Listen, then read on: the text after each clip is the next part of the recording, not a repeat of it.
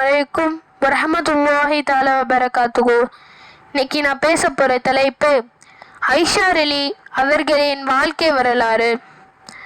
இஸ்லாமிய இறை தூதர் நபி ஸல்லல்லாஹு அலைஹி வஸல்லம் அவர்களுடைய தோழர் அபூபக்கர் அலி அவர்களின் செல்வ புதல்வி ஆயிஷா அலி ஆவார்.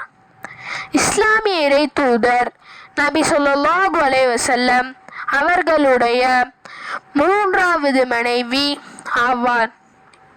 இறை நம்பிக்கைகளின் அன்னை ஆவார். முகமது நபியின் மிகவும் விருப்பமான மனைவிகளின் ஆயிஷா அலி ஒருவர் ஆவார்.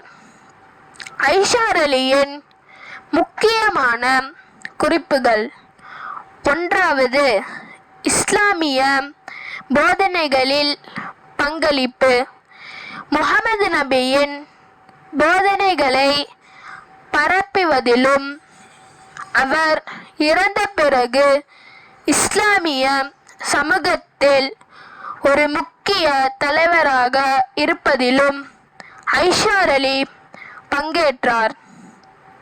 இரண்டாவது, அரசியல் ஈடுபாடு. முகமது நபியின் மரணத்துக்கு பிறகு ஆயிஷா அலி கலீஃபா உதுமானின் ஆட்சியின் போது அரசியல் ரீதியாக தீவிரமாக செயல்பட்டார். உள்நாட்டு போரிலும் 656ஆம் ஆண்டு 661ஆம் ஆண்டு வரை பங்கேற்றார். மூன்றாவது, அறிவார்ந்தவர்.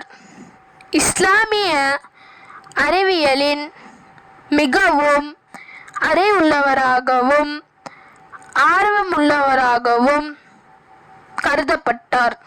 பெண்களின் அதிக ஹதீஸ்களை நபிமொழிகளில் அறிவித்த பெருமையும் இவருக்கு உண்டு.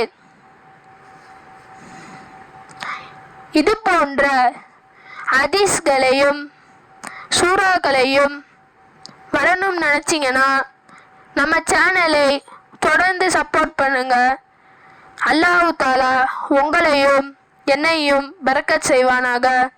அஸ்ஸலாமு அலைக்கும் வரஹமத்துல்லாஹி தஆலா வபரகாத்துஹு.